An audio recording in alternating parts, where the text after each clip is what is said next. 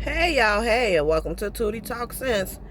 Um, y'all know we're gonna discuss what's been going on, which is the Donald Trump then picked his VP.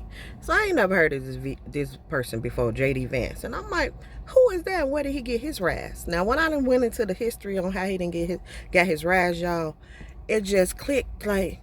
This why they want to get rid of DEI, because they want more room for nepotism. They want that to come back. So then I said, let me go ahead and dive into his history and let me explain the difference between DEI, diversity, equity, and inclusion that you hear so much about like it's such a bad thing, and nepotism. Okay, y'all? So come on, y'all. Let's discuss.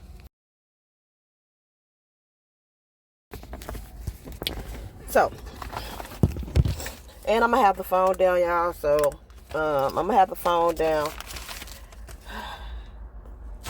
and just have a picture up while y'all listen to me talk, okay? Y'all don't have to see my face all the time.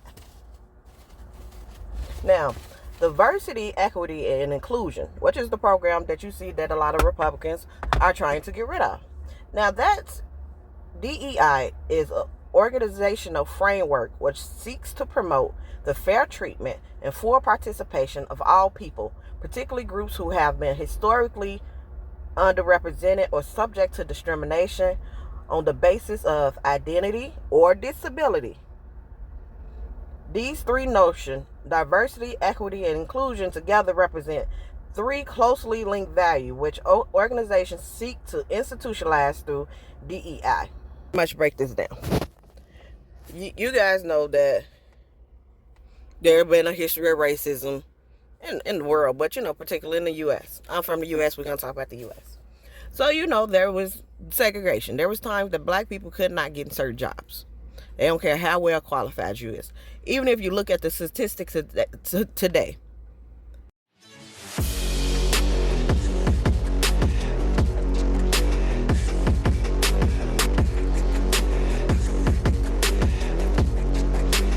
So DEI was to right that wrong. DEI was pretty much to combat nepotism, if you want to know honestly. Nepotism is, let me give y'all the actual definition. Nepotism is the practice among those with power or influence of favoring relative, friends, or associates, especially by giving them jobs. That's what nepotism is. So what you had is a bunch of people at the top without the education, without the experience, but they got the job because they daddy, their uncle, their friend, somebody they went to college with. Is it rich? No, rich, and rich was hiring rich, whether they was qualified or not. And you're going to see in the history that's pretty much what happened with J.D. Vance. Now, the version DEI, they're trying to make it seem like you will hear the talk of is now the doctors aren't qualified. And I don't want a non-qualified doctor. Everybody who knows that black people got to be twice as qualified to get the position that they end up getting. DEI is not less qualified people. DEI is qualified people getting the opportunity to get a position that they otherwise would have not been able to get because of their race, gender, disability, or sexuality. It's only saying that if you have a qualified person for this position, you cannot not hire them because of race, gender, blah, blah, blah. Whereas before you would look around and all upper management would be white. And y'all know, y'all didn't work for some people. You like, how the fuck you got this job? You hear the saying, who you had to fuck to get this job? It's because they knew somebody who then did a reference. Hey, can you put Billy in? He's a fuck up. He's the family fuck up. But, can you put him in somewhere to keep him out of trouble? And they hired Billy instead of a qualified person with college degree. Now, that's not every time. Of course, there's some people in upper management who got their degree, who got the jobs, or who deserve to be in that position. But for the news now to turn DEI into a bad thing as if DEI is putting unqualified people in positions, it's completely absurd. Be the first black anything. Ask Jackie Robinson. Be the first black anything. and see if you underqualified. No, you're overqualified. You do twice as much. You get less the praise. You're not, they ain't nobody just letting you slide in because you're black. Except unless you want to, speak at the Republican National Committee or something like that. Other than that, yeah. So I'm like, so to me, that's what's going on. So I said, let's compare J.D. Vance with Kamala Harris, right? Because Kamala Harris is supposed to be the DEI pick, right? That's the saying that y'all hear. Kamala Harris is the DEI pick. And J.D. Vance is nepotism. If you looked up nepotism, his picture should be there. So, let me give y'all some history behind J.D. Vance. Because I never knew who. I'm like, where did this boy come from? So, J.D. Vance was born August 2nd, 1984. He's 39 years old. J.D. Vance, pretty much whole life after college, in college he met a billionaire. His name was Mr. Tills. Mr. Tills pretty much sponsored J.D. Vance whole life after college. Put him in every job he had, put him in touch with all the millionaires, Elon Musk, Mr. Stacks. He put him in touch with everybody. Had him, donate to somebody's company and then be like, well, hire Vance. You know what I'm saying? Like that quick cold portal shit. Now, Vance, J.D. Vance, he met Mr. Till in 2011 while attending law school. According to Wikipedia, Till, his name is Peter Tills. So Peter Tills is an American entrepreneur, venture capitalist, and political activist. He's the co-founder. When you hear me say Tills, because Tills' name gonna be brought up all throughout here. Tills is the co-founder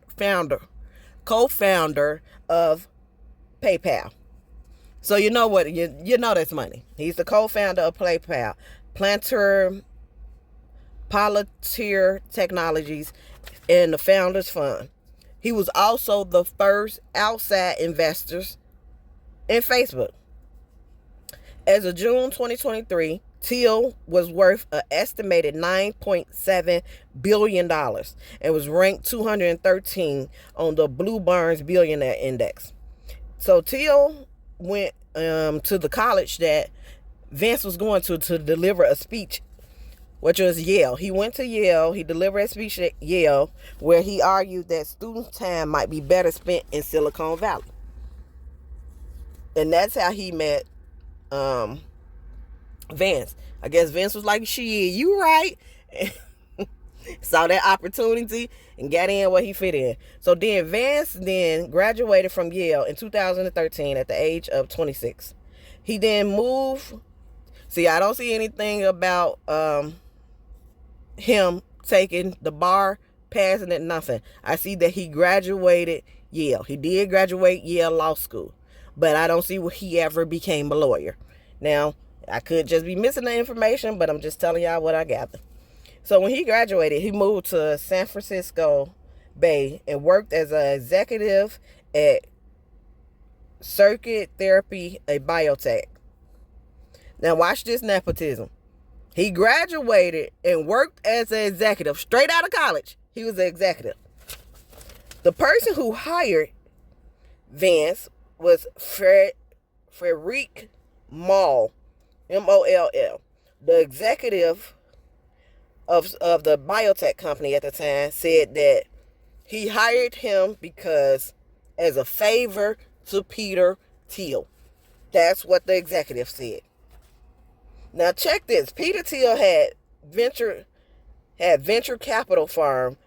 So Peter Thiel, like I said, the man. Now let me go back. So straight out of college, Vance get a job at a biotech company. The biotech executive, Mr. Malls, said he hired him as a favor to Peter Thiel. So you were like, what type of favor he owe him? Come to find out, Peter Thiel had previously invested and run in one of Mr. Moll's company.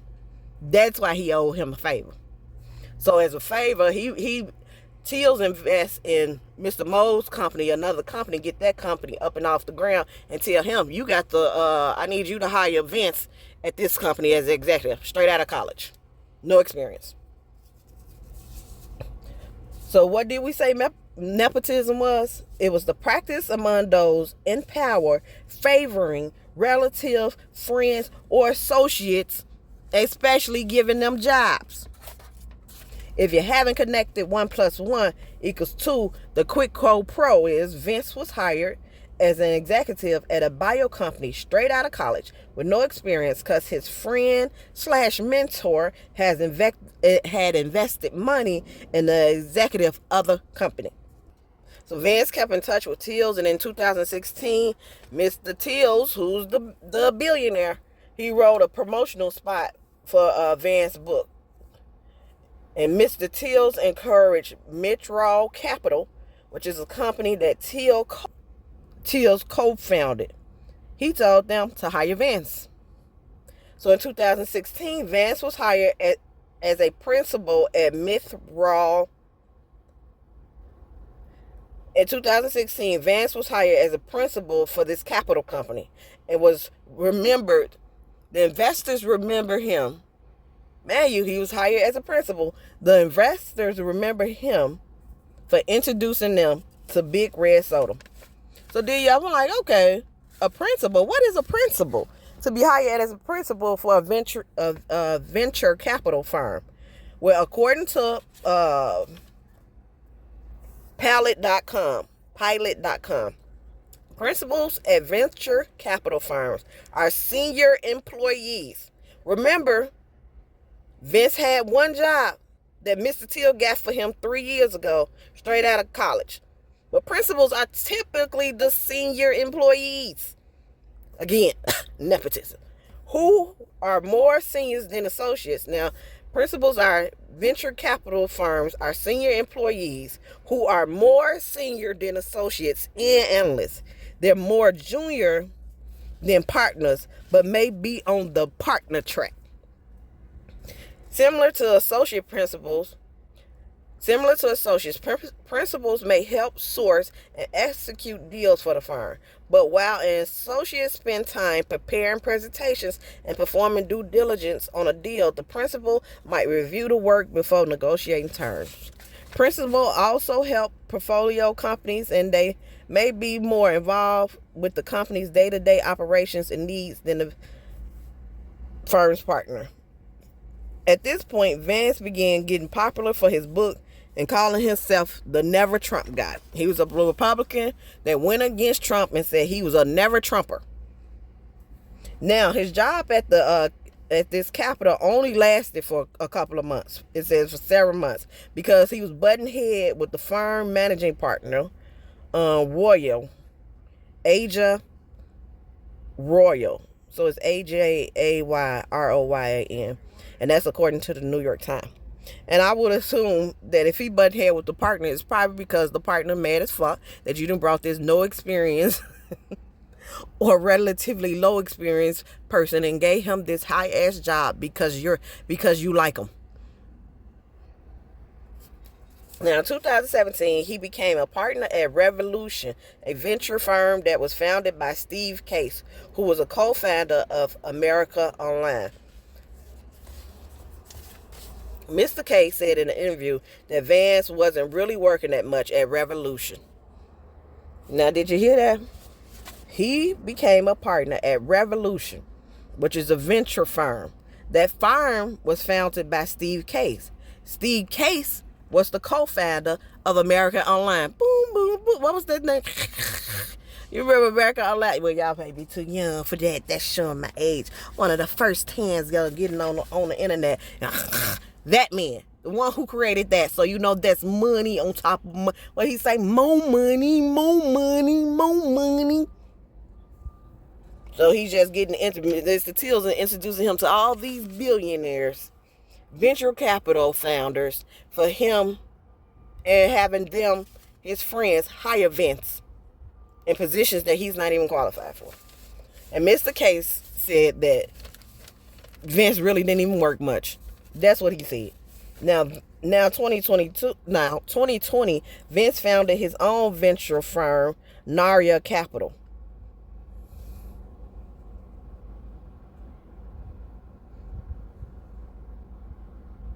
Now, a venture capital firm, also known as a venture firm, is a financial organization that invests in high-risk companies in exchange for ownership. The goal is to generate large returns for investors by funding startup and early stage companies that may not be viable otherwise. Venture capital firms typically take a majority stake of less than 50% in the companies they invest in. So Vance, when he started his own venture capital fund named Narya, what's the name of it? Narya. He started his venture capital fund named Narya. How did he start the fund, you may ask? Here come Till. Dun, dun, dun, dun. He raised $120 million from billionaires he met while in his previous position, and of course, Mr. Till. They donated for him to start his venture capital fund, a total of $120 million. Besides investing, Mr. Till also agreed to serve on the Narya Leadership Advisory Committee. Now sit down for this part, y'all. Because during this time, Vance was interested in backing tech platforms favored by conservatives, including the social network Parler. He advised Rebecca Mercer, who was a big-time Republican donor and the majority shareholder of his own company. He advised her to invest in this software called Parler. Y'all won't believe this. He tells this lady to invest in Parler, but then don't invest in it himself. If you like me, you saying like Parler. Why does Parler sound so familiar? Then I see like images of thugs and gangsters climbing a wall, breaking into the government building, destroying property, chasing police with plans to kidnap senators and things. Then I'm like, ding, ding, ding. That's where I know that app from. It was allegedly used to organize January 6th. Y'all, so here's the information about the app. Parler, launched in August of 2028, is marketed itself as free speech, focused, and unbiased alternative to mainstream social media, such as Twitter and Facebook. And this is when it was Twitter, before Elon Musk took it. So, bought it. Journalists describe Parler as an alt-tech alternative to Twitter, with its users including those being from mainstream social network or those who oppose their policy. Parler received criticism for its content policy, which some journalists and users claim was more restrictive than the company portrayed, and sometimes more restrictive than those of competitors. Conservative praise Parler as offering of alternative to censorship they claim to endure on more mainstream platforms such as Facebook and Twitter. Parler user base grew exponentially during 2020 after reports that Parler was used to coordinate the 2021 storming of the U.S. Capitol. Several companies denied it their service. So Apple and Google removed Parler mobile app from their Apple stores, and Parler went offline on January 10th, 2021, when Amazon Web Service canceled its hosting service.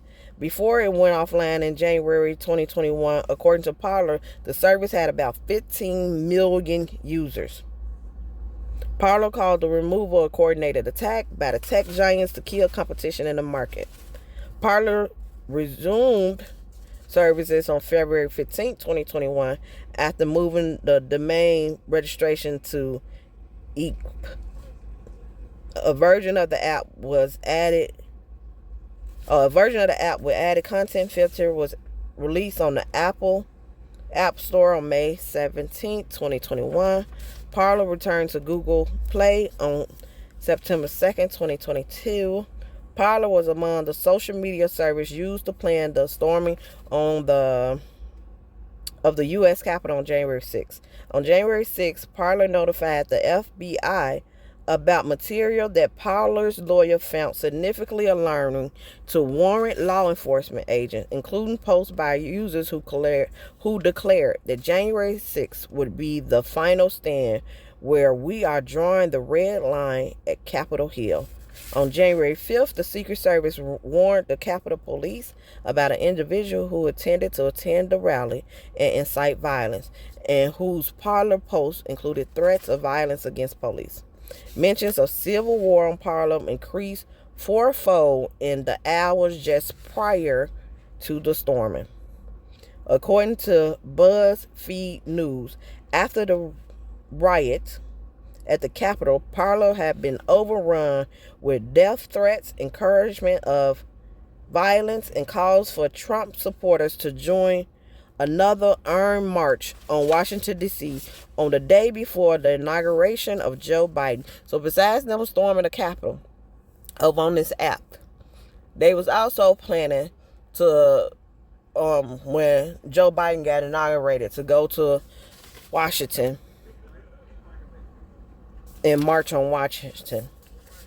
So the activists, including sleeping giants and employees of technology company that had been providing service to Parler, began to pressure those companies, which included Google, Apple, and Amazon, to deny service to Parler. So that's pretty much was that. That's how the app got shut down. But he was telling the lady to go ahead and invest in it, in the Parler app, right? But his butt didn't invest in the Parler app. I'm like, ain't that bad a bit?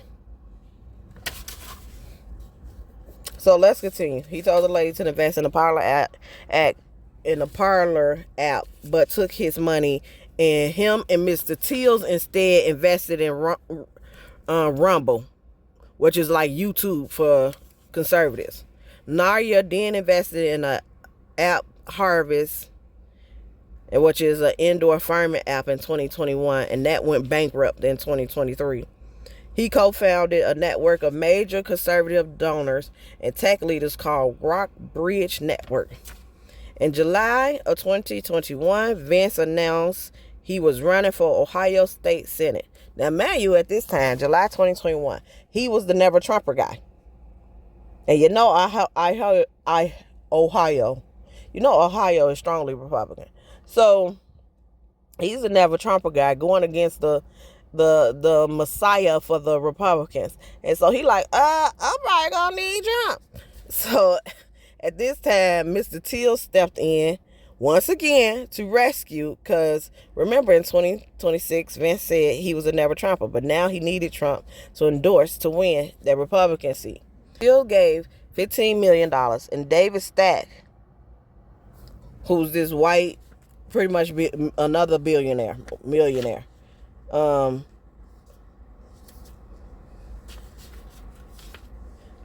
invested $1 million into Vance's campaign.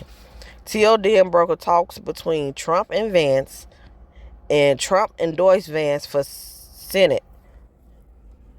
And of course, Vance won. Now, Mr. Teal now at this point, y'all, we don't know what happened. But now Mr. Teal don't fuck with Trump anymore. He said last month at a conference in Aspen that he would vote for Trump only if you hold my head. But since Trump have picked Vance as his VP, sources close to Teal said Mr. Teal is more likely to back the ticket, and was excited once Trump made his announcement that Vance was his VP. Did y'all follow that hot mess? Like, did y'all follow that? Let me break it down. So Teal befriends Vance, J.D. Vance, the one Trump just picked as his vice president, as his running mate. So Teal befriends Vance. He put him on with every job that Vance ever had after college. I don't even know if he had a job before college or during college, because that's not in there. So Teal befriends Vance when Vance is in college. And then once he graduated college, Teal put Vance on at every job he ever had. He single-handedly pretty much funded his run for Senate because he gave him a $15 million donation for his campaign. Then Till introduced Vance to all his billionaire friends, which also started backing Vance. Vance did like Trump and was like, fuck that trip. Fuck that trip. Right. Then Vance needed Trump to win the Senate. So Till was like,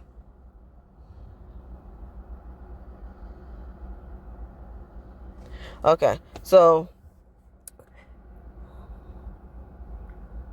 let me start. So okay, let me break it down for y'all. So Till meet Vance while Vance is in college. Then he see, I guess, he's the white savior. Till meet Vance while Vance is in college. He befriend Vance.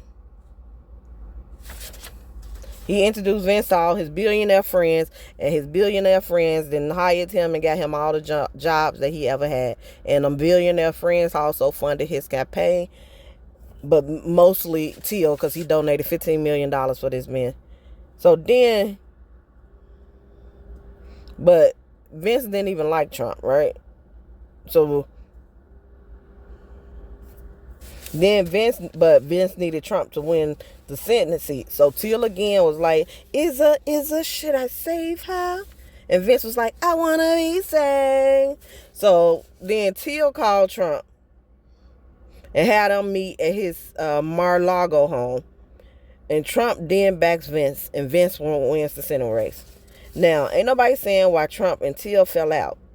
And Till was like, so now, last month, Trump, Till said, I wouldn't vote for him if you had a gun up to my head.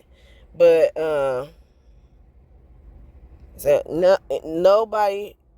ain't nobody saying why, but Trump and Till fell out. And Till was like, my idol lied to me on my own TV stream.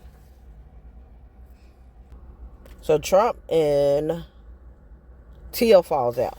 So Trump like, hell no, I can't lose my millionaires because, y'all know the co-founder of Cash App, the co-founder of American Online, Elon Musk, all them is Till friends. Till and now Vance friends, because y'all know don't nobody like Trump for real. Like, of course, except Trumpers, rednecks. Anyway, Trump's like, I can't lose my friends so close to election. And since Vance is like Till homie lover friend, and he didn't put his whole career out there, $1 million of dollars, so Trump trying to fix shit with Till. Out of my mind, how many times did I tell you I'm no good at being alone? Yeah. So Till like, no, F dude, and did an interview where he was like, well, you'll have to kill me before I vote for him. According to the New York Times, in a private conversation, Elon Musk also encouraged Trump to choose Vance as his VP. And Monday, Elon Musk called Trump's decision an excellent decision. So in spring of this year, Vance introduced Trump Jr. to Mr. Stacks. And looky, who spoke at the Republican National Convention on Monday? Yep, Mr. Stacks. So J.D. Vance, a year and a half in the Senate, is now the running mate of Donald Trump to be VP of the United States. Now, isn't it ironic? It's like rain on your head. 2,000 years later. But now it makes perfect sense why the ones against DEI is typically the ones who support nepotism, because affirmative action is not a quota system, meaning it's not we have to hire a black, gay, disabled, or woman. Affirmative action DEI is when there is a qualified candidate. You cannot not hire them because they are black, gay, disabled, or woman. So in reality, DEI was made because of racism. In my opinion, nepotism. So if you are mad at them, then be mad at the racist people. If people was hired just based off of their qualifications, then affirmative action would not be necessary. Also, white women, Y'all should be in the outrage because white women have been the biggest beneficials of affirmative action. They are not only trying to take the black jobs, okay? Like they said in that presidential debate, they ain't only trying to take the black job. They're taking black jobs now. But they trying to take y'all jobs too. So when they want to get rid of DEI or affirmative action, y'all better be like, no, you will not replace us. That's what you need to tell y'all white men, because they trying to take your jobs, baby. So according to scholars in the U.S. today states, according to scholars, women are more educated and make up a bigger slice of the workforce as a result of decades of affirmative action. According to the Labor Department report done in 1995. Okay, recall the Republicans have said that the failure of the Secret Service and the assassination tip is because of DEI. And guess what? I didn't see not one black Secret Service agent out there that day. But guess who's now the head of the Secret Service? One hit. She's not black. Yes, she's a white woman. My only conclusion is white women, y'all don't like yourself. Or y'all don't like other white women. Just look at how y'all treated poor Hillary. White women, y'all know y'all can lie, right? Right. You know you don't have to, tell them the truth. I know y'all know how to lie. Come on, look at Kara Bryant. So, if I was y'all, I would be going to the rallies and be all up in my husband's face agreeing with him. Like, yeah, babe, we shouldn't be allowed to make decisions about our own body. Yeah, baby, they should take away our voting rights and let you men folks make the decision, because y'all are better decision makers. Yep, they should get rid of affirmative action, even though I benefit the most, because I don't need to make this money for the family. I'm only getting big-headed and shit. Instead of just staying home cooking and cleaning and raising these babies, I'm being forced to have, get rid of insurance covering birth control. Then I'm forced to stay barefooted and pregnant. Unless I become celibate, then what good would I be? Hell yeah, let's make America great again for white men, and then I'll go right in that booth and vote against all that shit and come out like, baby, we gonna win this year, because Trump 2024 vote all day, every day, 24 hours a day, 365 days a year, and put on your red hat and everything. But don't go in the booth and vote against your own interests, baby. Lie. They don't have to know. It's anonymous. The voting is anonymous. You don't have to tell them. Don't put yourself back. Don't push yourself back because you're afraid that you're going to let some other people up. Now, y'all still confused on DEI versus nepotism. Let me break it down. I'm going to have this chart up here. So Kamala Harris, who they say is the DEI candidate, right? They're usually qualified, overqualified. She graduated college. She passed the bar. She was the deputy district attorney in California. She was appointed to be the Unemployment Insurance Appeal Board and the Medical Assistant Commission. She became the assistant district attorney. She ran the Family and Children's Service Division. She became the first person of color elected as the district attorney of San Francisco. She became the first African American to become the first woman and African American to become the Attorney General. Then she was reelected as the Attorney General. She became a senator in 2016. Then Biden announced that she was his running mate in 2020 and became the first African-American woman president in 2020. Now, J.D. Vance, he graduated college. His first job after college, he was an executive at a biotech company where his friend, Mr. Tills, told somebody to hire him. His second job after college was a capital company where his friend, Mr. Tills, put him on. And at that job, he was known as investors for introducing them to the Big Red Soda. His third job after college, he became a partner at Revolutions, and the executive said he didn't work much. But again, Mr. Till got him that job. So he used money from billionaire Tills and his other billionaire friends to open a venture capital fund. In 2021, he used them same billionaire friends to pay for his Senate campaign, which Mr. Till alone donated $15 million. In 2021, Mr. Till introduced him to Donald Trump, and Donald Trump backed him for the Senate position, and that's how he won Senate.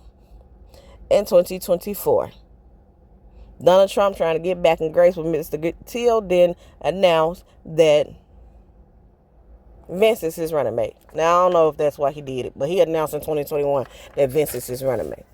Do you see? One side is nepotism, where there's one person whose friend is getting him every position that he got. It donated $15 million so he could run for Senate.